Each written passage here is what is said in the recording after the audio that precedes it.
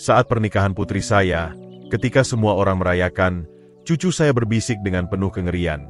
"Kakek, kita harus hentikan pernikahan ini sekarang." Saya terkejut. "Kenapa, Nak?" Dia mengungkapkan kebenaran mengejutkan yang menghancurkan ilusi kebahagiaan. 30 menit kemudian, polisi tiba dan keadilan datang bagai petir. Sebelum lanjut, silakan berlangganan kanal ini dan tulis di kolom komentar jam berapa sekarang di tempat Anda. Wahyu menilai saya dari atas sampai bawah saat saya melangkah masuk ke apartemen Nia. Matanya menatap jaket saya dengan penghinaan yang tak disembunyikan. "Jadi, kau ayah Nia?" Persis seperti yang dia ceritakan. Pensiunan khas pinggiran kota dengan pandangan tradisional. Saya tetap ulurkan tangan. "Senang bertemu denganmu, Wahyu." Dia mengabaikannya sepenuhnya, malah menarik Nia erat ke sisinya seperti menandai wilayah. Pipi putri saya memerah saat dia berusaha meredakan momen itu. "Ayah, masuk. Makan malam hampir siap." Suara Nia membawa kecerahan paksa yang saya ingat dari masa kecilnya saat dia memecahkan sesuatu yang berharga. Wahyu sudah mengklaim tempat duduk biasa saya. Kursi biru di dekat jendela tempat saya selalu duduk saat berkunjung. Dia selonjoran di sana seolah dia pemilik tempat itu. Jam tangan mahal menangkap cahaya saat dia melambai meremehkan ruangan. Perabotan tua ini. Dia menggeleng pada Nia. "Sayang, kita pasti perlu pembaruan modern setelah menikah." Leo memandang dari meja dapur tempat dia mengerjakan PR, menatap saya dengan ekspresi yang mengatakan segalanya. Cucu saya yang berusia 15 tahun selalu perseptif. "Ayah suka kursi itu," kata Leo pelan. Tawa Wahyu tajam. "Yah, dia harus terbiasa dengan perubahan. Itu yang terjadi saat keluarga berkembang." Nia sibuk di dapur, menyajikan piring dengan tangan gemetar. Apartemen terasa lebih kecil entah kenapa, dengan kehadiran Wahyu mengisi setiap sudut. Melalui jendela, cakrawala Surabaya berkilau di senja Februari, tapi di dalam, kehangatan yang selalu saya rasakan di sini telah memudar. "Dedi, masih tinggal di rumah yang sama?" Nada Wahyu menyiratkan ini agak menyedihkan. "Lingkungan yang sama selama, apa, 20 tahun? 32? Saya jaga suara tetap rata.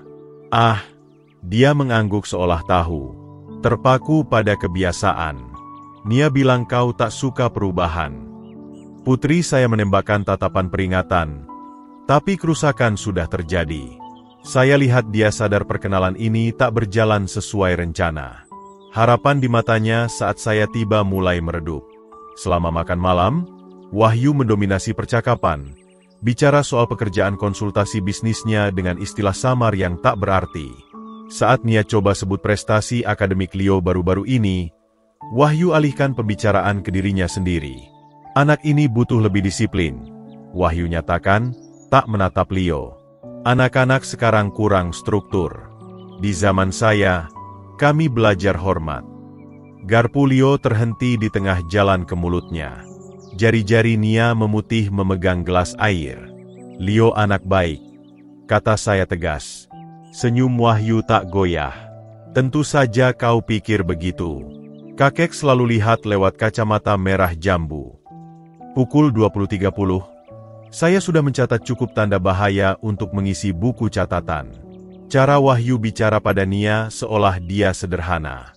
Bagaimana dia mengkritik segala hal dari apartemen hingga masakannya.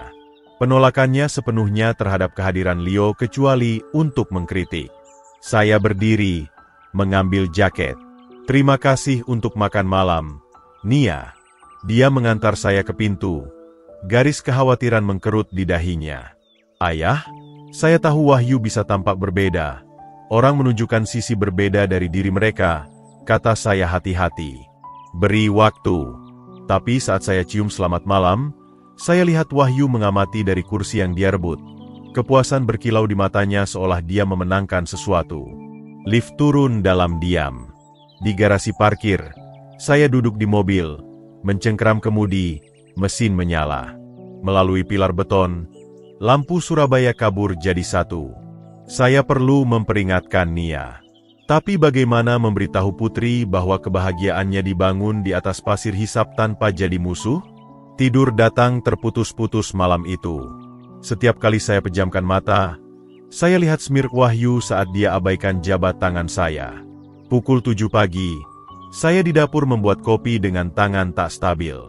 Nia telepon sebelum saya selesai cangkir pertama. "Ayah, saya harus ke rumah. Kita perlu bicara." Suaranya membawa ketegangan yang saya kenali. Kemarahan yang nyaris tertahan. Dia datang untuk membelanya. 40 menit kemudian, dia berdiri di pintu dapur saya, menolak kursi yang saya tarik.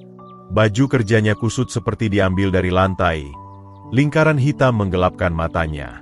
"Kau membencinya." Kata-kata itu melesat sebelum saya tawarkan kopi. "Saya lihat di wajahmu." Saya letakkan cangkir dengan hati-hati. "Nia, ada sesuatu tentang Wahyu yang tak beres. Ini lagi." Dia mulai mondar-mandir antara meja dan jendela, tangan memotong udara. "Ayah, kau selalu lakukan ini. Ingat bagaimana kau racuni saya terhadap Joko? Membuat saya ragu segalanya dan dia ternyata orang baik." Kopi terasa pahit di mulut saya. "Joko selingkuh. Nia. Lalu apa?" Suaranya retak seperti kaca pecah. "Setidaknya dia bukan monster seperti yang kau buat-buat. Wahyu berbeda. Dia mencintaiku." Saya lihat putri saya berantakan. Cahaya pagi keras melalui jendela teluk. Embun di taman saya mencair. Air mengalir di kaca seperti air mata. Saya lihat bagaimana dia memperlakukanmu tadi malam. "Memperlakukanku?" Nia berbalik. Dia gugup. Bertemu ayah pertama kali itu menakutkan. Apalagi saat ayah itu terkenal mengusir setiap pria yang mendekati putrinya. Tangan saya temukan beban cangkir kopi. "Saya tak pernah mengusir siapapun. Joko pergi karena kau. Joko pergi karena dia tidur dengan sekretarisnya." "Berhenti." Nia menghantamkan telapak tangan ke meja. Suara itu menggema di dapur seperti tembakan. "Saya tak akan biarkan kau hancurkan kebahagiaan saya lagi. Wahyu membuat saya merasa istimewa, diinginkan. Kapan terakhir kali kau tanya apa yang saya butuhkan?" Tuduhan itu menggantung di antara kami, tajam seperti porselen pecah. Saya pikirkan semua makan malam yang dia lewatkan, semua panggilan yang masuk pesan suara, semua cara dia menjauh sejak Joko. "Nia, dengar dirimu sendiri." "Tidak, kau dengar." Dia ambil tasnya. Kunci berderit seperti lonceng angin. "Saya 42 tahun. Saya tak perlu izin ayah untuk jatuh cinta. Wahyu melamar dan saya bilang ya. Kau bisa bahagia untuk saya atau simpan penilaianmu sendiri." Kata-kata itu mendarat seperti pukulan fisik. Saya raih lengannya, tapi dia menarik diri. "Saya sudah pilih, ayah. Sekarang kau pilih. Dukung saya atau kehilangan saya." Pintu depan ditutup dengan keras, hingga cangkir teh di lemari bergetar. Saya berdiri sendiri di dapur, dikelilingi puing hubungan kami. Kopi saya sudah dingin. Koran terlipat tak terbaca. Di luar, anjing tetangga menggonggong pada sesuatu yang tak terlihat. Saya ambruk ke kursi yang Nia tolak. Merasakan setiap dari 68 tahun saya menetap di tulang. Dia salah soal Joko. Saya tak pernah meracuninya melawan Joko. Saya hanya ajukan pertanyaan yang dia tak ingin jawab. Tapi saat dia temukan perselingkuhan Joko, kerusakan sudah terjadi. Dia berhenti percaya penilaian saya, berhenti percaya saya ingin kebahagiaannya. Dan sekarang kami di sini lagi. Tarian sama, pasangan berbeda. Kecuali kali ini, dia ajukan ultimatum. Dukung Wahyu atau kehilangan dia selamanya. Saya ambil kopi dingin, lalu letakkan tanpa disentuh. Bayangan saya menatap balik dari permukaan hitam. Pria tua yang kehilangan putrinya 2 kali sekarang. Sekali karena penutup, sekali karena kejujuran saya sendiri. Pagi terbentang kosong seperti dapur saya. Saya perlu berpikir. Perlu ruang untuk cari cara selamatkan putri saya tanpa kehilangannya. Kunci saya di dekat pintu tempat saya jatuhkan tadi malam saat dunia masih masuk akal. Waktu untuk pergi ke tempat tenang. Waktu untuk ingat bagaimana kami sampai di sini. 20 menit kemudian, saya duduk di bangku favorit di taman kota, menonton bebek menyelam untuk sarapan di kolam dingin. Embun pagi mencair di bawah matahari Februari. Uap naik dari rumput seperti hantu musim dingin. Tangan saya akhirnya berhenti gemetar. 8 tahun. Itu waktu sejak pernikahan pertama Nia hancur. Sejak saya lihat dunianya runtuh. Karena saya terlalu sopan untuk dorong lebih keras terhadap tanda bahaya Joko. Dia 34 saat itu. Bersinar dengan cinta baru setelah deretan pacar pemberontak yang membuat saya khawatir karena alasan berbeda. Joko tampak stabil. Akuntan dengan praktik di pusat kota. Sopan, pendapatan tetap. Saat dia melamar setelah 6 bulan, saya lega. Tanda peringatan mulai kecil. Bagaimana Joko alihkan perhatian Nia saat dia bicara dengan pria lain, bahkan pelayan atau petugas toko, bagaimana dia punya pendapat tentang teman-temannya. Sari terlalu berisik. Mila minum terlalu banyak. Karin isi kepala Nia dengan omong kosong feminis. Perlahan, Nia berhenti sebut nama mereka. Saya coba tanya halus. Lama tak lihat Sari. Semua baik? Oh, kau tahu, ayah. Kami semua sibuk. Tapi tawa Nia terdengar kosong, dan dia cepat ganti topik. Di ulang tahun pernikahan pertama mereka, Joko pilih baju Nia untuk pesta. Jelaskan mereka perlu tampilkan citra profesional untuk kliennya. Dia pindahkan mereka ke rumah di Sidoarjo, 40 menit dari keluarga dan teman. Saat saya kunjungi, Joko selalu dekat, menyela dengan tafsirannya sendiri atas cerita Nia. Konfrontasi terakhir datang saat Leo yang berusia 7 tahun sebut teman kerja paman Joko yang berkunjung saat ibu tak di rumah. Suara anak kecil membawa kebenaran seperti lonceng gereja. Tak mungkin diabaikan begitu didengar. Saya temukan Joko di bar di Kertajaya 2 malam kemudian dengan paralegal berusia 26 tahun dari firmanya. Mereka tak lihat saya.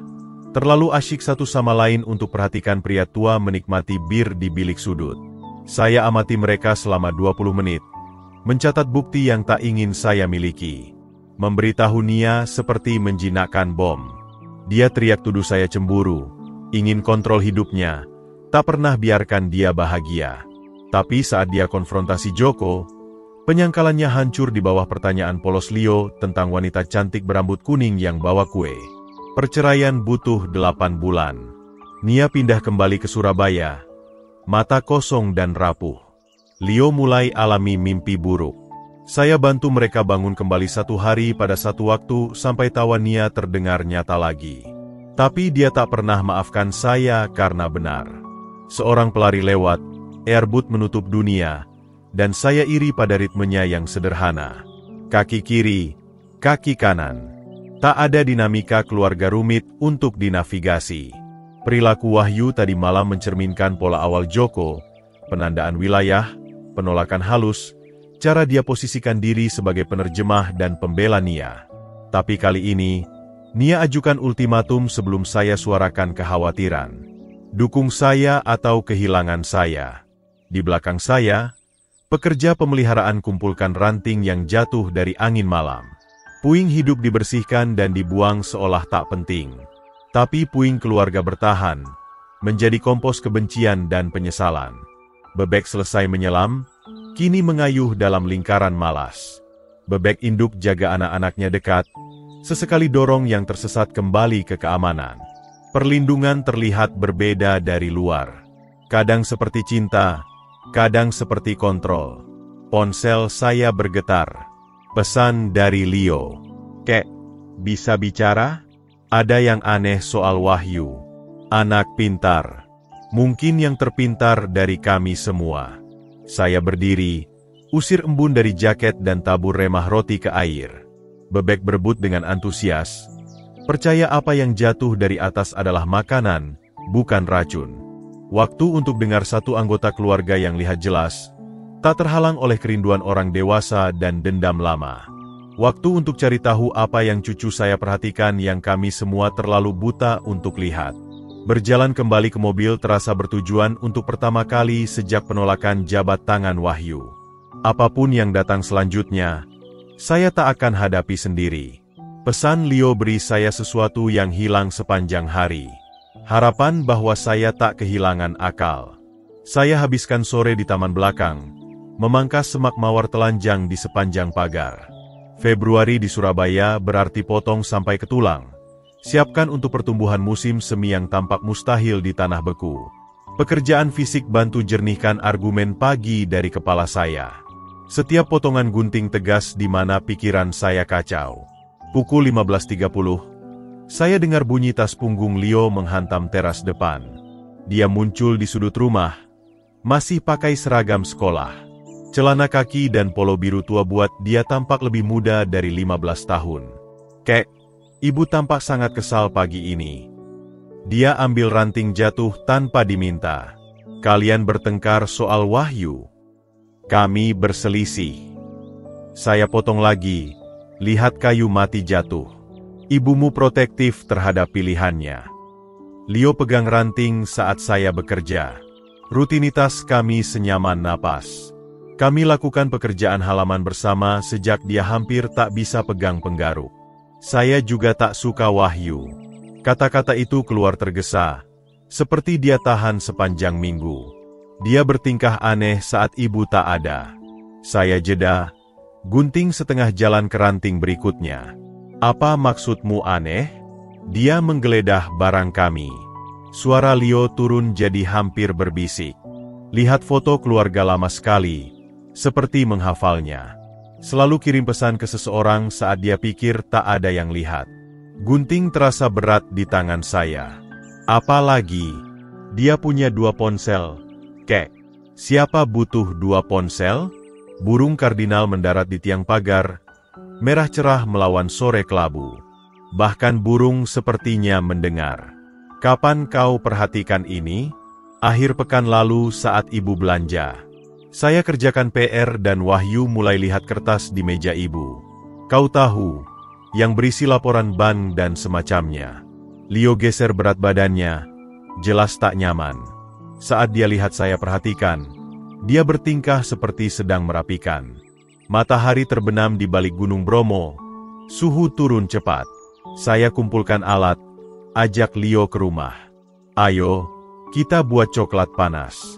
Di dapur saya, Leo tarik cangkir favoritnya. Cangkir Persis Surabaya yang saya beli 3 Natal lalu. Saya panaskan susu di kompor saat dia duduk di meja. Tas punggung terbuka, PR terlupakan. Ada lagi. Dia bungkus tangan di cangkir hangat saat saya serahkan. Wahyu tanya ibu soal rumahmu. Berapa harganya? Apakah kau punya pensiun bagus? Ibu bilang itu bukan urusannya. Tapi dia terus desak. Saya bersandar ke meja. Cangkir saya tak disentuh. Apa ibumu terganggu dengan pertanyaan itu? Ya, tapi dia buat alasan. Bilang dia hanya penasaran karena peduli pada keluarga. Leo minum, lalu pandang saya dengan mata terlalu tua untuk wajahnya. Ada sesuatu yang salah dengannya. Kek, seperti dia selalu akting. Di luar jendela dapur saya, lampu jalan menyala di sepanjang lingkungan Kertajaya yang tenang. Malam Jumat normal, rumah normal dengan keluarga normal punya masalah normal. Tapi duduk di depan cucu saya rasakan beban sesuatu yang tak normal menekan kami. Leo, saya perlu kau janji sesuatu. Apa? Jangan biarkan Wahyu tahu kau amati dia. Terus kerjakan PR. Sopan, tapi perhatikan. Bisa. Leo angguk serius. Apa kau akan ceritakan pada ibu? Belum. Sekarang hanya pengamatan. Tapi jika kau lihat lagi, ceritakan padaku dulu. Dia habiskan coklat panas dan kemas PR-nya. Sebutkan menginap di rumah temannya, Marco. Saya antar dia ke pintu. Amati dia berjalan di trotoar dengan tas punggung besar. Tampak seperti remaja lain menuju malam Jumat main video game dan makan pizza. Tapi dia bukan remaja biasa. Dia sekarang sekutu saya. Mata dan telinga saya dalam situasi yang tak bisa saya navigasi sendiri. Saya berdiri di pintu sampai Leo hilang di sudut. Lalu tutup pintu melawan dingin Februari. Cangkir coklat panas kosong di meja. Uap masih naik dari cangkir saya. Untuk pertama kali sejak bertemu Wahyu, saya tak merasa sepenuhnya tak berdaya. Rumah terasa sangat besar setelah Leo pergi. Setiap suara diperkuat oleh keheningan. Saya cuci cangkir perlahan. Jalankan air panas lebih lama dari perlu. Tunda saat saya harus hadapi malam sendirian dengan pikiran saya. Pukul 20. Saya mondar-mandir di lorong. Berhenti di galeri foto keluarga yang berjejer di dinding seperti garis waktu tahun-tahun bahagia. Nia umur 5, tanpa gigi dan tersenyum di hari pertama sekolah. Nia umur 18, toga dan jubah, seluruh dunia di depannya. Nia umur 26, bersinar dalam gaun pengantin pertamanya. Joko tersenyum di sisinya seperti menang lotre. Saya bangga hari itu. Joko tampak stabil setelah deretan pacar pemberontak Nia yang buat perut saya mual karena khawatir. Musisi dan seniman yang bikin saya cemas. Akuntan terasa aman, bertanggung jawab, betapa salahnya saya. Saya pindah ke ruang tamu, duduk di kursi favorit almarhum istri saya. Sari selalu bilang saya terlalu khawatir soal Nia, bahwa putri kami perlu buat kesalahan sendiri untuk belajar darinya. Percaya penilaiannya. Dedi, dia lebih kuat dari yang kau pikir. Tapi Sari sudah tiada 3 tahun, dan penilaian Nia sepertinya memburuk, bukan membaik. Saya buat teh yang tak akan saya minum, hanya butuh ritual merebus air, menyeduh daun, tambah madu. Di luar jendela dapur, lampu gerak tetangga terus menyelamati saat rakun serbu tong sampah. Masalah pinggiran kota normal. Malam pinggiran kota normal. Tak ada yang terasa normal lagi. Pengamatan Leo putar ulang di kepala saya. 2 ponsel, menggeledah dokumen keuangan. Pertanyaan soal nilai rumah saya dan pensiun. Potongan itu bentuk pola yang saya kenali dari acara kriminal yang dulu Nia suka tonton. Seseorang yang mengintai target, kumpulkan intelijen, siapkan sesuatu yang lebih besar. Tapi bagaimana jika saya salah? Bagaimana jika Wahyu hanya canggung, hanya penasaran tentang keluarga yang akan dia nikahi? Bagaimana jika ketidakpercayaan saya padanya datang dari tempat yang sama yang buat saya curiga pada Joko? Kecemburuan pria tua bahwa pria lain bisa buat putrinya bahagia. Saya berjalan ke kamar tidur lama Nia, kini jadi kantor dan kamar tamu. Foto SMA-nya masih hiasi satu dinding. Ratu prom, kapten tim debat, bintang sepak bola. Dia tak kenal takut, siap taklukkan dunia. Kapan dia mulai pilih pria yang merendahkannya, alih-alih rayakan kekuatannya? Ponsel saya diam di nakas. Tak ada panggilan dari Nia. Tak ada permintaan maaf atas kata-kata keras pagi ini. Tak ada jembatan ditawarkan melintasi jurang yang sudah mulai Wahyu gali di antara kami. Hal pintar adalah telepon dia, minta maaf karena ikut campur, janji dukung pilihannya, jaga damai, tetap di hidupnya. Tapi wajah khawatir Leo terus muncul di ingatan saya. Cara dia berbisik soal perilaku aneh Wahyu, seperti takut seseorang dengar. Anak-anak jujur tentang orang dengan cara yang orang dewasa latih diri untuk tidak lakukan. Saya pikirkan menyewa detektif swasta, tapi segera buang ide itu. Nia akan lihat sebagai pengkhianatan terbesar jika tahu. Bukti lagi ayah paranoianya coba kontrol hidupnya. Kembali ke ruang tamu. Saya berdiri di jendela menghadap jalan tempat Leo berjalan ke rumah temannya. Lampu teras ciptakan kolam kehangatan di kegelapan Februari. Di dalam rumah-rumah itu, keluarga bersiap untuk malam. PR dan televisi dan obrolan biasa tentang hari biasa. Saya iri pada kesederhanaan mereka. Suara Sari bergema di ingatan. Kadang hal paling penuh cinta yang bisa kau lakukan adalah mundur dan biarkan seseorang jatuh. Siap tangkap mereka, tapi jangan cegah pelajaran. Mungkin itu yang Nia butuhkan. Ruang untuk temukan sifat asli Wahyu sesuai waktunya tanpa campur tangan ayahnya mengaburkan penilaiannya.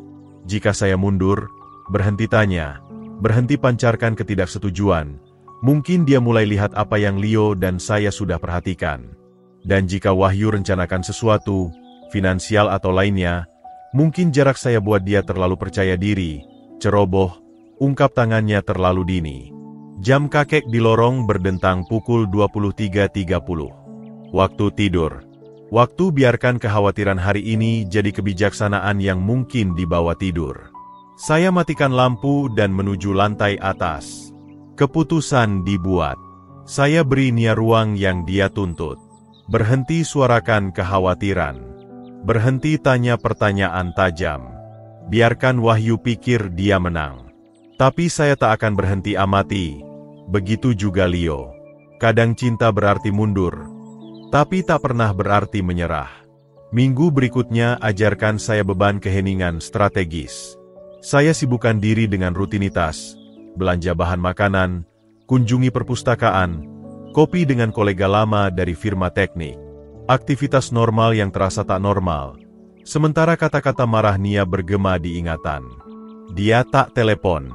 Saya juga tidak. Leo kirim pesan 2 kali. Sekali bilang Wahyu tanya lagi soal keuangan keluarga. Sekali laporkan panggilan telepon misterius di balkon. Saya balas dengan dorongan hati-hati untuk terus amati tapi tetap aman.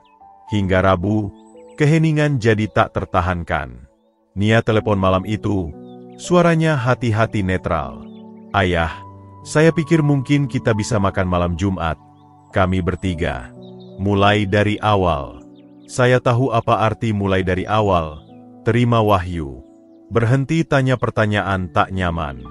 Berpura-pura insting saya salah. Kedengarannya bagus. Sayang. Di mana rencananya? Warung makan sederhana. Pukul 19. Pilihan itu mengejutkan saya. Warung makan sederhana adalah tempat kami. Tempat saya ajak Nia untuk makan malam ulang tahun saat kecil. Tempat Leo dan saya masih pergi untuk makan pancake Sabtu pagi. Wilayah keluarga.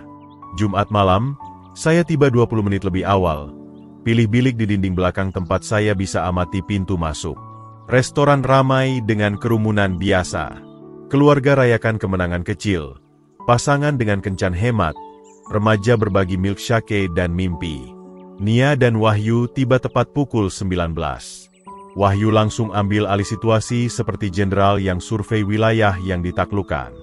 Dedi, senang bertemu lagi. Jabatannya kuat, posesif, dimaksudkan untuk tunjukkan dominasi. Nia pilih tempat menawan, sangat nostalgia. Kata itu menetes dengan nada merendahkan. Saya masuk ke bilik, biarkan mereka pilih posisi. Wahyu posisikan diri di depan saya. Nia terjebak di antara kami seperti wasit dalam pertandingan tinju. Jadi, Wahyu buka menu dengan gerakan teatrikal.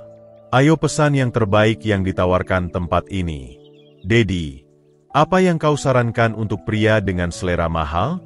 Saya jaga suara tetap rata. Sate ayam enak. Sudah pesan di sini selama 20 tahun. Sate ayam. Tawa Wahyu tak hangat. Betapa tradisionalnya. Nia sayang, bagaimana dengan ikan bakar? Saya yakin itu cukup. Pelayan kami, Budi, sudah bekerja di sini sejak Nia SD. Dia kenali ketegangan segera. Senyum profesionalnya mengencang saat Wahyu pesan anggur dari pilihan terbatas mereka, mengeluh keras soal opsi vintage. Ayah, Nia masuk cepat. Wahyu dan saya bicara soal pernikahan. Buat rencana menarik. Tempatnya saja akan biaya 150 juta. Wahyu umumkan. Seperti uang yang dihabiskan untuk Nia adalah investasi untuknya. Ditambah catering, bunga, fotografer. Kami lihat minimal 400 juta untuk perayaan yang layak. Angka itu menggantung di antara kami seperti tantangan. Saya seruput kopi, menunggu. Tentu saja, Wahyu lanjut. Gaji Nia di firma pemasaran lumayan, tapi tak cukup untuk pernikahan yang dia layak dapatkan. Wanita harus merasa seperti putri di hari istimewanya. Pipi Nia memerah. Wahyu, kita bicara soal jaga sederhana. Omong kosong. Suara Wahyu terdengar sampai 3 meja di dekatnya. Saya tak akan biarkan pengantin saya puas dengan upacara hemat. Dedi, kami tahu kau cukup berada. Nia bilang soal pensiun dan tabunganmu. Pasti kau ingin putri satu-satunya punya pernikahan yang tak terlupakan. Manipulasi itu klasik. pengaturan publik untuk cegah adegan, tekanan emosional lewat kebahagiaan Nia, asumsi finansial berdasarkan informasi tangan kedua. Saya rasakan setiap mata di restoran menilai drama kecil kami. Saya tak wajib biayai pernikahanmu. Topeng Wahyu tergelincir sesaat, ungkap sesuatu yang dingin dan penuh perhitungan di bawahnya. Lalu senyum menawan kembali, lebih besar dan lebih palsu dari sebelumnya. Pelit sekali, Nia. Apa ayahmu benar ingin kau bahagia? Atau dia salah satu ayah yang tak tahan lihat pria lain sediakan untuk putrinya? Nia tampak terpukul, terjebak antara loyalitas dan malu di sekitar kami. Percakapan mereda. Budi dekati meja kami dengan keceriaan paksa, jelas berharap redakan situasi. Semua baik di sini? Siap pesan? Wahyu pesan hidangan termahal di menu. Nia minta sop, klaim tak terlalu lapar. Saya tetap dengan sate ayam biasa, bertanya-tanya berapa banyak makan malam keluarga lagi yang akan dirusak oleh pria di depan saya. Melalui jendela besar restoran, Cakrawala Surabaya berkilau melawan malam Februari. Gunung Bromo di kejauhan berdiri abadi dan sabar. Saksikan drama manusia tak terhitung di bayangannya. Saya pikirkan Sari, apa yang akan dia lakukan saat ini, tentang kebahagiaannya versus keselamatannya, tentang perbedaan antara cinta dan memungkinkan. Baiklah, saya bilang pelan. Saya bantu biaya pernikahan. Senyum kemenangan Wahyu langsung dan tak anggun. Nia raih tangan saya melintasi meja, kelegaan membanjiri wajahnya. Terima kasih, Ayah. Ini sangat berarti buat saya. Tapi saat Wahyu luncurkan rencana detail untuk bunga dan musik dan bar terbuka, saya perhatikan senyum Nia tak pernah sampai ke matanya. Dia dapat apa yang dia minta, tapi entah kenapa tak terasa seperti menang. Saat tagihan datang, Wahyu buat pertunjukan meraih dompet sebelum biarkan saya bayar. Jam tangan mahalnya menangkap cahaya saat dia bergerak. Mungkin lebih mahal dari gaji bulanan kebanyakan orang. Berjalan ke mobil di tempat parkir, Nia peluk saya selamat tinggal dengan bisikan terima kasih. Wahyu jabat tangan saya lagi. Cengkeramannya sedikit terlalu kuat, senyumnya sedikit terlalu cerah. Kau pria baik, Dedi. Keluarga nomor 1, kan? Saya lihat mereka pergi. Profil Nia kaku di kursi penumpang. Ponsel saya bergetar dengan pesan dari Leo. Makan malam bagaimana? Saya ketik balik. Besok kita bicara. Tapi duduk di mobil di tempat parkir warung makan sederhana, saya sudah tahu percakapan besok akan berbeda. Malam ini tunjukkan saya sesuatu yang penting. Wahyu tak hanya kejar kebahagiaan Nia. Dia kejar sesuatu yang jauh lebih berharga. Bulan antara konfrontasi restoran dan pernikahan Nia berlalu seperti longsor gerak lambat. Tak terhindarkan, merusak, tak mungkin dihentikan. Saya jaga jarak seperti janji. Amati dari sisi sementara Wahyu orkestrasi apa yang dia sebut perayaan sempurna. Tempat gedung serbaguna duduk bertengger di atas Surabaya seperti istana kristal. Semua jendela berkilau dan pemandangan gunung. Nia impikan tempat ini sejak usia 12. Potong gambar dari majalah pengantin dan tempel di buku tempel yang saya pikir sudah dia lupakan. Dia tampak bersinar berjalan di lorong. Gaunnya tangkap cahaya sore seperti perak pintal. Untuk beberapa menit itu, melihat wajahnya bersinar dengan kebahagiaan, saya hampir yakinkan diri bahwa saya salah soal Wahyu. Upacara itu sendiri berlalu dalam kabur janji tradisional dan kilatan kamera. Wahyu mainkan perannya sempurna. Pengantin pria yang setia, pengusaha sukses, pria yang menangkan hati Nia. Hanya saya yang perhatikan senyumnya tak pernah sampai ke matanya. Tapi di resepsi, sifat asli Wahyu muncul. Kursi yang ditentukan untuk saya ceritakan semuanya. Meja 12, terselip di sudut belakang dengan bibi besar Nia, Murti, dan beberapa sepupu jauh yang saya temui 2 kali. Meja utama terbentang di depan seperti panggung.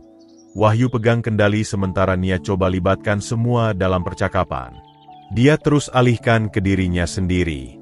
Hadirin sekalian, suara Wahyu menggema di aula resepsi saat dia berdiri dengan gelas sampahnya terangkat. Saya ingin terima kasih pada semua yang datang rayakan bersama Nia dan saya hari ini. Ruangan mereda. Wajah-wajah penuh harap menoleh ke meja utama. Nia berseri menatap suami barunya, penuh sukacita. Terima kasih khusus pada mereka yang percaya cinta kami dari awal. Wahyu lanjut, pandangannya sengaja lewati meja saya. Beberapa orang bilang kami terlalu cepat, bahwa cinta di usia kami bodoh. Saya rasakan rahang saya mengencang. Di sekitar saya, kolega kerja Nia geser tak nyaman di kursi mereka.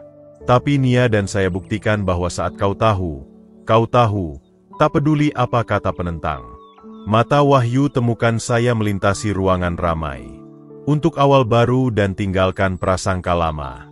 Tepuk tangan sopan tapi sporadis. Bahkan dari meja jauh saya lihat senyum paksa Nia saat dia proses penghinaan publik suaminya terhadap ayahnya di hari pernikahan mereka. Leo muncul di siku saya, masuk ke kursi kosong di samping saya. Kek, kau baik-baik saja? Baik.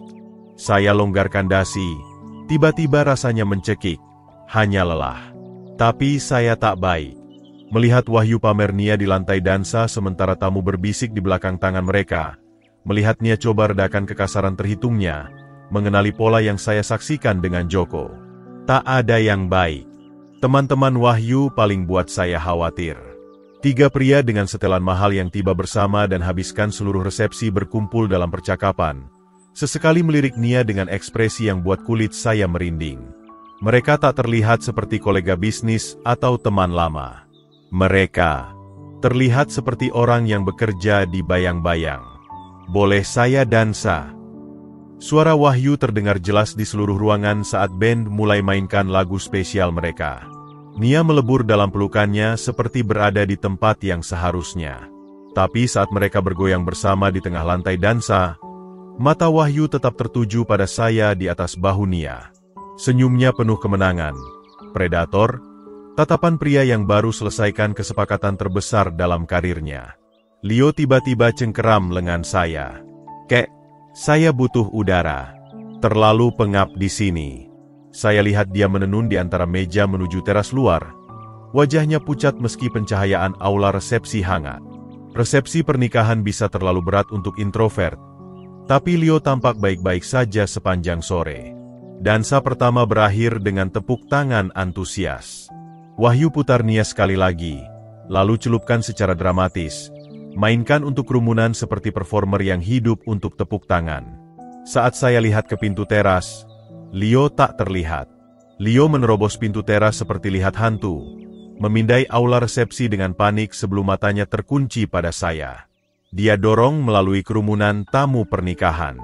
Kemeja resminya tak rapi, wajah memerah dengan sesuatu antara panik dan marah. Kek, dia capai meja saya dengan napas tersengal. Kita harus hentikan pernikahan ini sekarang. Urgensi dalam suaranya potong kebisingan resepsi seperti alarm kebakaran. Saya berdiri segera, tangkap lengannya untuk tenangkan. Leo, apa yang kau bicarakan? Nama aslinya Wawan Haryanto. Kata-kata Leo tersembur dalam bisikan keras. Dia penutup. Saya dengar dia bicara dengan orang-orang itu di luar. Dia membual soal itu. Darah saya jadi air es. Itu mustahil. Dia tertawa soal ambil uang ibu dan menghilang. Mata Leo lebar dengan teror. Kek, dia sudah lakukan ini sebelumnya. Di Bandung, di Medan, dia nikahi wanita dan curi segalanya. Resepsi berlanjut di sekitar kami. Tawa, gelas berdenting, band luncurkan balada romantis lain. Tapi saya rasakan seperti jatuh ke mimpi buruk di mana semua terlihat normal, tapi tak ada yang nyata. Apa kau benar-benar yakin dengan yang kau dengar? Leo angguk panik. Saya keluar karena panas di sini, dan orang-orang aneh yang datang dengan Wahyu merokok di dekat pot besar. Wahyu bersama mereka, dan saya dengar dia bilang, Wawan Haryanto punya 3 surat perintah penangkapan, tapi Wahyu harum bersih seperti peluit. Kaki saya terasa tak stabil. Saya cengkeram sandaran kursi, coba proses informasi yang konfirmasi setiap insting yang saya abaikan. Apalagi yang kau dengar? Mereka bicara soal bulan madu, soal bagaimana ibu simpan semua info bank di dompetnya, betapa mudahnya menguras rekeningnya saat mereka di Bali. Suara Leo retak. Salah satu pria tanya soal uang pria tua. Mereka maksud kau, kek. Wahyu bilang begitu pernikahan selesai, dia akan punya akses ke segalanya. Potongan itu klik bersama dengan kejelasan mengerikan. Pertanyaan Wahyu soal nilai rumah saya, desakannya untuk pernikahan mahal yang didanai rekening saya, buru-burunya nikahi Nia meski kenal kurang dari 6 bulan. Saya saksikan penipuan panjang terungkap secara real time. Di mana mereka sekarang? Saya lihat ke pintu teras. Mereka masuk lagi lewat pintu samping saat pemotongan kue mulai. Wahyu bertingkah normal. Tapi orang-orang itu amati semua seperti rencanakan sesuatu. Di seberang aula resepsi, Nia sedang potong kue pernikahan dengan tangan Wahyu menutupi tangannya di pisau. Dia tampak sangat bahagia. Beri dia suap kue sementara fotografer tangkap setiap senyum, setiap tawa, setiap momen sukacita yang dibangun di atas kebohongan. Kita harus ceritakan padanya, Leo berbisik. Sekarang, sebelum mereka pergi untuk bulan madu besok. Tapi bagaimana memberitahu pengantin di hari pernikahannya bahwa suami barunya adalah penutup profesional? Bagaimana jelaskan bahwa segala yang dia percaya tentang masa depannya adalah penipuan yang dirancang untuk hancurkan dia secara finansial dan emosional? Saya lihat Wahyu memindai ruangan. Pandangannya berhenti saat perhatikan Leo dan saya dalam percakapan intens. Ekspresinya bergeser hampir tak terlihat. Topeng pengantin pria menawan tergelincir cukup untuk ungkap sesuatu yang penuh perhitungan di bawahnya. Dia amati kita. Saya gumam pada Leo. Ya, dia lakukan itu. Dia selalu amati, selalu dengar. Suara Leo bawa kematangan yang hancurkan hati saya. Kek, apa yang kita lakukan? Ibu tak akan pernah percaya tanpa bukti. Wahyu bisik sesuatu pada Nia, yang melirik ke arah kami dengan ekspresi khawatir. Lalu dia mulai berjalan ke meja kami. Senyum publiknya cerah seperti lampu panggung. Leo, Dedi, ayo gabung untuk kue. Suaranya menggema di aula resepsi. Keluarga harus bersama untuk momen penting. Tapi ada baja di balik undangan riangnya. Dan saya kenali untuk apa adanya. Perintah, bukan permintaan. Wahyu tarik kami kembali ke orbitnya sebelum kami jadi masalah. Perangkap menutup di sekitar Nia, di sekitar kami semua, dan kami kehabisan waktu untuk hentikan. Pendekatan Wahyu melintasi aula resepsi terasa seperti lihat predator dekati mangsa.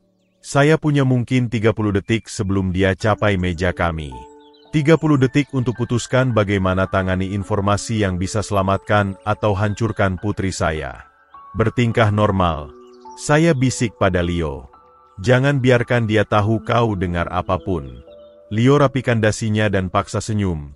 Tapi saya lihat tangannya gemetar. Cucu saya yang berusia 15 tahun pegang rahasia penghancur keluarga. Dan Wahyu berjalan langsung ke arah kami dengan senyum politisi terpampang di wajahnya. Ini mertua favorit saya. Suara Wahyu bawa keceriaan palsu yang saya kenali. Nia khawatir kalian berdua tampak kesepian di sini. Di belakangnya, Nia dekati dengan piring kue. Gaun pengantinnya berdesir melawan kursi aula resepsi. Dia tampak khawatir. Mungkin bertanya-tanya kenapa ayah dan anaknya punya percakapan begitu intens di tengah perayaannya. Hanya ceritakan pada Leo soal masa lalu. Saya kelola, berdiri terima jabatan agresif Wahyu. Kau tahu bagaimana remaja suka sejarah keluarga. Tentu saja mereka suka. Cengkeraman Wahyu bertahan terlalu lama. Matanya cari tanda kecurigaan di wajah saya. Meski kadang masa lalu lebih baik dikubur, bukan? Makna ganda itu tak hilang dari saya. Ini peringatan disampaikan dengan senyum sementara tamu pernikahan menari di sekitar kami. Nia capai meja kami dengan kue. Masih bersinar dengan kebahagiaan. Ayah, kau tampak pucat. Kau baik-baik saja. Hanya lelah. Sayang. Hari besar. Tapi saya tak lelah. Saya ketakutan. Setiap menit Wahyu tetap menikah dengan Nia adalah menit lain dia punya akses legal ke hidupnya, rekeningnya, kepercayaannya. Pengungkapan Leo ubah resepsi pernikahan jadi hitungan mundur ke bencana. Sebenarnya, Nia, saya harap bisa bicara denganmu sebentar secara pribadi. Saya jaga suara santai, seperti kakek. Tak serius. Hanya ingin bilang betapa ibumu akan bangga hari ini. Tangan Wahyu temukan pinggang Nia segera. Betapa manisnya. Tapi Nia sudah berdiri seharian sambut tamu. Mungkin simpan momen keluarga untuk nanti. Ayah, Wahyu benar.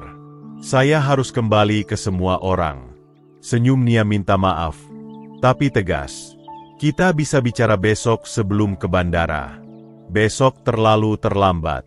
Besok, mereka akan dalam perjalanan ke Bali, di mana Wahyu bisa hilang dengan uang Nia, tinggalkan dia terdampar di negara asing tanpa sumber daya dan tak tahu siapa yang sebenarnya dia nikahi. Nia, tolong. Ini penting. Sesuatu dalam nada saya pasti tembus euforia hari pernikahannya karena dia jeda. Benar-benar lihat saya untuk pertama kali malam itu. Penting seperti apa? Cengkeraman Wahyu di pinggangnya mengencang hampir tak terlihat. Dedi, urusan keluarga apapun pasti bisa tunggu sampai ini soal keselamatanmu. Saya bilang pelan langsung pada Nia. Soal hal yang perlu kau tahu sebelum tinggalkan negara. Kata-kata itu menggantung di udara aula resepsi seperti asap dari api. Semua bisa cium tapi tak ada yang bisa lihat. Di sekitar kami, tamu pernikahan terus rayakan. Band mainkan balada romantis. Fotografer tangkap momen bahagia. Tapi lingkaran kecil kami jadi sangat sunyi. Wajah Nia berubah. Sukacita pernikahan diganti oleh alarm yang meningkat. Ayah, kau buat saya takut. Apa yang kau bicarakan? Wahyu melangkah lebih dekat ke Nia. Bahasa tubuhnya bergeser dari tuan rumah menawan ke penghalang pelindung. Ayahmu sudah seharian. Sayang. Mungkin dia bingung. Saya tak bingung. Saya temui mata Wahyu langsung. Dan Leo juga tidak.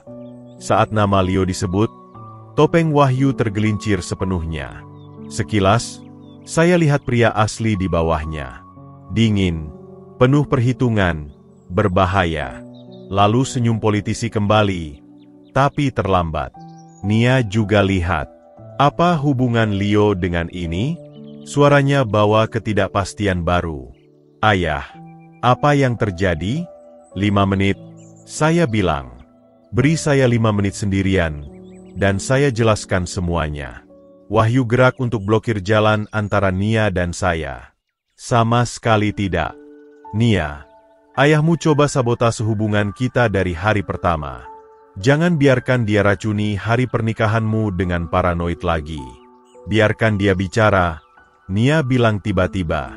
Wahyu, biarkan dia bicara. Itu pertama kali malam itu dia kontradiksi suami barunya di depan umum, dan dari rahang Wahyu yang mengencang. Itu tak akan jadi terakhir malam ini. Rencana yang dibangun hati-hati mulai runtuh. Nia ikuti saya ke ruang persiapan kecil tempat. Gaun pengantinnya berdesir dengan iritasi. Melalui pintu tertutup, tawa resepsi terasa seperti ejekan atas apa yang akan saya hancurkan. Ayah, cepat selesaikan ini. Dia periksa jam, setiap gerakan teriakan ketidaksabaran. Orang akan perhatikan saya pergi. Nia, Leo dengar sesuatu mengerikan tentang Wahyu. Wajahnya mengeras seketika. Ini tak mungkin. Bukan hari ini. Bukan di hari pernikahan saya. Nama aslinya Wawan Haryanto. Dia dicari polisi. Berhenti. Suaranya retak seperti kaca pecah. Kau hanya cemburu saya temukan seseorang yang buat saya bahagia. Ini persis yang kau lakukan dengan Joko. Tapi Joko lemah, bukan kriminal. Saya keluarkan ponsel, cari cepat informasi yang Leo beri. Cari Wawan Haryanto, 45 tahun, dicari karena penipuan. Nia rebut ponselnya dari dompet, jari terbang di layar. Saya buktikan kau salah sekarang. Saya tunjukkan Wahyu persis seperti yang dia bilang. Kata-katanya mati saat gambar pertama muncul. Wajah Wahyu menatap balik dari foto polisi. Senyum menawan yang sama kini tampak predator di bawah lampu pemesanan keras. Di bawah foto, teks tebal. Dicari, Wawan Haryanto, 45. Beberapa tuduhan penipuan dan penggelapan. Tangan Nia mulai gemetar. Dia gulir ke bawah. Temukan lebih banyak foto, lebih banyak tuduhan. Artikel berita tentang korban yang ceritanya cerminkan romansa kilatnya sendiri. Janda Bandung kehilangan tabungan hidup karena penipu pernikahan. Guru Medan jadi korban penutup profesional. Perburuan polisi terus untuk Wawan Haryanto, dituduh targetkan ibu tunggal. Ponsel tergelincir dari jari Nia yang tak bertenaga, berdentang di lantai kayu. Gaun pernikahannya tiba-tiba tampak seperti kostum dari drama di mana dia satu-satunya aktor yang tak tahu naskah. Oh tidak, suaranya nyaris berbisik. Ini benar-benar dia. Apa yang saya lakukan? Dia ambruk ke kursi ruang persiapan. Gaun pernikahan senilai 400 juta menggenang di sekitarnya seperti susu tumpah. Rambut yang ditata rapi mulai jatuh saat dia kubur wajah di tangan. Bagaimana saya bisa begitu buta? Kau coba peringatkan saya, dan saya bilang kau paranoid. Saya dekati, ingin hibur dia, tapi tak yakin dia akan terima. Nia, ini bukan salahmu. Dia penutup profesional. Ini yang dia lakukan untuk hidup. Tapi saya bela dia melawanmu. Saya buat kau bayar pernikahan kami. Air mata hancurkan riasannya. Jejak maskara hitam tandai pipinya seperti ket perang. Saya pilih penutup daripada ayah saya sendiri. Melalui jendela, Gunung Bromo berdiri abadi dan sabar. Saksikan drama manusia tak terhitung di bayangannya. Tapi ini terasa berbeda, lebih personal, seperti puncak itu sendiri tahan napas. Bagaimana jika dia kabur? Bagaimana jika dia tahu kita tahu? Suara Nia bawa teror baru. Bagaimana jika dia sakiti seseorang? Saya berlutut di sisi kursinya, ambil tangan gemetarnya di tangan saya. Kita telepon polisi sekarang. Dia tak akan sakiti orang lain. Dia pandang saya melalui bulu mata basah air mata. Dan untuk sesaat, saya lihat gadis kecil saya lagi, yang lari ke ayah saat mimpi buruk buat tidur mustahil. Maaf saya tak dengarkan kau. Kau dengar saat itu paling penting. Saya serahkan sapu tangan saya, yang sama yang sari bordir dengan inisial saya 20 tahun lalu. Itu yang terpenting. Nia lep matanya, lalu duduk tegak di kursi dengan tekad yang saya kenali dari masa kecilnya. Tatapan sama yang dia pakai saat belajar naik sepeda, tolak menyerah meski lutut tergores. Apa yang kita lakukan saat kembali ke sana? Kita bertingkah normal. Kita tunggu bantuan tiba. Saya tekan 110. Nia dengarkan saat saya jelaskan situasi pada operator. Buronan dicari, resepsi pernikahan aktif, tempat gedung serbaguna, polisi dalam perjalanan. Berapa lama? Nia tanya saat saya tutup telepon. 20 menit. Dia berdiri, periksa diri di cermin ruang persiapan, perbaiki riasan yang luntur dengan tangan mantap. Pengantin yang ketakutan hilang, diganti oleh penyintas. Kalau begitu, kita harus kembali sebelum dia cari. Nia bersandar di bahu saya saat air mata baru mulai, dan saya ingat memeluknya begini saat dia 7 tahun dan hamster peliharaannya mati. Beberapa hal tak pernah berubah antara ayah dan anak perempuan. Dia tipu semua orang. Sayang, itu cara kerja penutup profesional. Tapi kau lihat menembusnya segera. Dia tarik mundur. Pandang saya dengan kagum dan penyesalan bercampur. Kenapa saya tak percaya instingmu? Karena kau harus buat pilihan sendiri. Itu arti dewasa. Dia tertawa pahit, tunjuk gaun pernikahan rumitnya. Pilihan bagus. Saya nikahi penutup yang dicari. Kita bisa perbaiki ini, saya bilang tegas. Tapi kita harus bertindak sekarang sebelum dia sadari ada yang salah. Nia angguk. Lep wajah dengan sapu tangan saya. Polisi. Kapan mereka sampai? 15 menit, mungkin 20. Bisa tahan selama itu? Saya harus. Dia berdiri lebih tegak, dan saya lihat baja di tulang punggungnya yang bawa dia lewati keibuan tunggal dan tantangan karir. Apa cerita kita kenapa saya pergi? Masalah kamar mandi, komplikasi gaun pernikahan, apapun yang terdengar normal. Dia diam sesaat, menatap layar ponsel, di mana foto polisi Wahyu masih bersinar seperti tuduhan. Ayah, bagaimana jika dia coba kabur saat polisi muncul? Biarkan mereka tangani. Itu tugas mereka. Bagaimana jika teman-temannya juga penutup? Orang-orang aneh yang dia bawa. Saya juga pikirkan hal sama. Kita tetap dekat Leo. Jaga dia aman. Nia ambil ponselnya, gulir catatan kriminal lagi. Dengar ini. Haryanto biasanya targetkan wanita yang baru cerai dengan aset menggunakan romansa dan lamaran cepat untuk akses keuangan. Itu persis yang dia lakukan padaku. Berhenti baca itu, saya bilang lembut. Itu hanya buatmu merasa lebih buruk. Tidak, saya perlu lihat semua. Saya perlu paham apa yang hampir terjadi. Suaranya semakin kuat dengan setiap pengungkapan. Lihat, korban di Bandung kehilangan rumah, tabungan pensiun, dan deposito kustodi untuk dana kuliah anak-anaknya. Itu bisa jadi saya. Di luar ruang persiapan, musik pernikahan terus bermain. Ketidakhadiran kami sudah diperhatikan, tapi belum dipertanyakan. Nia, kita harus kembali segera. Dia angguk. Lihat terakhir kali di cermin. Pengantin yang masuk ruangan ini hilang selamanya, diganti oleh seseorang yang lebih keras, lebih bijak, lebih hati-hati. Bagaimana saya hadapi dia tahu apa yang saya tahu? Dengan cara yang sama kau hadapi setiap tantangan lain dalam hidupmu. Dengan anggun, dia tekan tangan saya. Saya tak percaya. Saya hampir kehilanganmu karena dia. Kau tak kehilangan saya. Kau tak pernah bisa. Nia rapikan bahunya. Ratakan gaun pengantinnya sekali lagi. Baiklah. Ayo pura-pura semua normal sambil tunggu polisi tangkap suami saya. Ingat saja, dia pandai baca orang. Jangan beri alasan untuk curiga.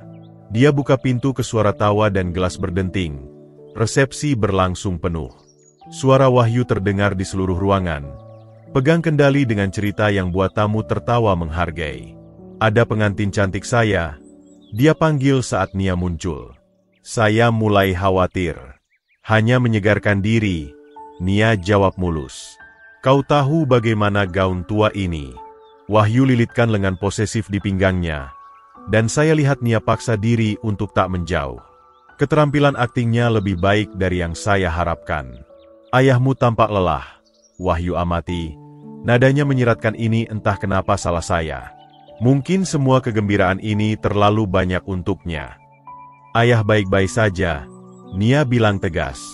Bukan, ayah? Saya angguk. Mainkan peran saya dalam sandiwara tiba-tiba mematikan ini. Di sekitar kami, tamu pernikahan terus rayakan. Sama sekali tak sadar bahwa pengantin pria adalah penutup yang dicari.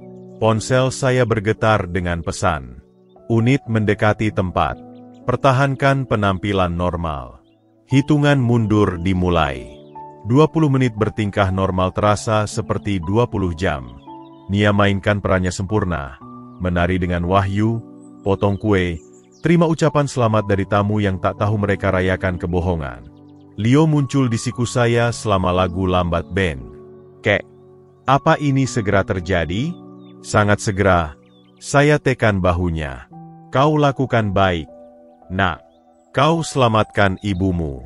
Melalui jendela besar tempat, saya lihat mobil polisi pertama masuk ke tempat parkir tanpa lampu atau sirene. Profesional, diam, persis yang dibutuhkan situasi.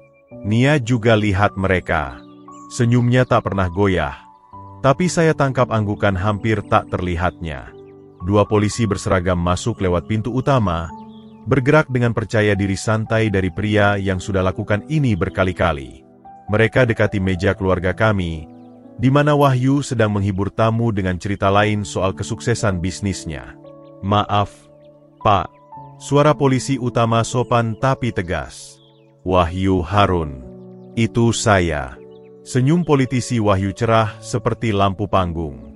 Pak polisi. Apa semua baik? Kami harap tak terlalu berisik untuk tetangga. Kami ingin bicara dengan Anda secara pribadi. Pak, tentu saja. Senang membantu. Wahyu mulai ikuti mereka ke pintu masuk tempat. Masih mainkan warga kooperatif, tapi polisi kedua tetap dekat di belakang, tangan santai dekat borgolnya. Mereka sudah lakukan pekerjaan rumah mereka. Dekat pintu masuk tempat, jauh dari kebanyakan tamu, tapi masih terlihat dari meja kami, percakapan bergeser. Polisi utama keluarkan tablet. Tunjukkan Wahyu sesuatu yang buat postur percaya dirinya runtuh. Wawan Haryanto, suara polisi terdengar jelas di resepsi yang kini sunyi. Anda ditangkap karena penipuan dan penggelapan di beberapa provinsi. Topeng Wahyu akhirnya jatuh sepenuhnya. Ini tak mungkin. Saya Wahyu Harun. Saya baru menikah. Pak, kami punya sidik jari dari gelas anggur. Beberapa surat perintah penangkapan tertunda. Harap berbalik dan letakkan tangan di belakang punggung Anda. Saat itulah insting bertahan Wahyu muncul. Dia lari ke pintu teras. Tamu pernikahan berhamburan seperti burung kaget. Tapi polisi kedua sudah bergerak. Tabrak Wahyu sebelum dia capai pintu keluar. Pertarungan berlangsung mungkin 10 detik sebelum Wahyu telungkup di lantai mengkilap. Tangan diborgol di belakang punggung. Tuksedo mahal kusut dan robek. Anda punya hak untuk diam. Saat mereka angkat Wahyu berdiri, matanya temukan saya melintasi aula resepsi, membara dengan amarah dan kebencian. Kau lakukan ini, orang tua, dia teriak, berjuang melawan borgol. Kau hancurkan segalanya. Kau akan bayar untuk ini. Tapi ancamannya terasa kosong sekarang. Amarah putus asa hewan yang terpojok. Nia melangkah maju. Sapa tamu pernikahan yang bingung dengan ketenangan luar biasa. Saya perlu kalian tahu apa yang benar-benar terjadi di sini hari ini. Pria yang saya nikahi adalah penutup yang dicari yang rencanakan curi uang saya dan menghilang. Ayah dan anak saya selamatkan saya dari kesalahan terbesar hidup saya. Beberapa tamu tersentak, yang lain keluarkan ponsel untuk rekam, tapi kebanyakan hanya menatap dalam diam terkejut. Saya berjalan ke Leo, tarik dia maju. Pemuda ini pahlawan sejati. Dia dengar kebenaran dan punya keberanian untuk bicara. Leo memerah tapi berdiri lebih tegak. Terima jabat tangan dan pujian dari tamu yang masih proses perubahan dramatis malam itu. Saat mereka bawa Wahyu keluar dengan borgol, 3 teman mencurigakan sudah menghilang. Mungkin keluar lewat pintu belakang begitu lihat mobil polisi. Nia lepas cincin pernikahannya dan serahkan ke salah satu polisi. Bukti, dia bilang sederhana. Aula resepsi jadi sunyi. Kecuali musik latar lembut yang terasa sangat ceria setelah drama begitu. Dekorasi pernikahan yang indah sejam lalu kini tampak seperti properti dari drama yang berakhir buruk. Leo pindah berdiri di antara Nia dan saya, dan kami lihat melalui jendela saat Wahyu dimasukkan ke mobil polisi. Teriakannya diredam oleh pintu tertutup dan kaca anti peluru. Apa ini benar-benar selesai? Nia tanya. Selesai, saya konfirmasi. Peluk putri dan cucu saya. Kita aman sekarang. Mobil polisi tarik menjauh. Bawa Wahyu kembali hadapi keadilan untuk kejahatannya. Di sekitar kami, tamu pernikahan kumpulkan barang mereka, tawarkan dukungan, dan ungkapkan kagum atas pengungkapan malam itu. Tapi saya fokus pada keluarga saya. 3 generasi disatukan oleh krisis. Lebih kuat sekarang dari yang kami alami selama bertahun-tahun. Di luar jendela tempat, matahari terbenam di balik Gunung Bromo, warnai langit dengan nuansa emas dan merah muda. Akhir indah untuk hari buruk. Keadilan ditegakkan, keluarga terlindungi, kebenaran terungkap. Kadang itu semua yang bisa diminta pria tua. Jika Anda suka cerita ini, silakan sukai video ini, berlangganan kanal, dan bagikan kesan Anda tentang cerita ini di kolom komentar. Untuk dengar cerita berikutnya, klik kotak di sebelah kiri. Terima kasih telah menonton.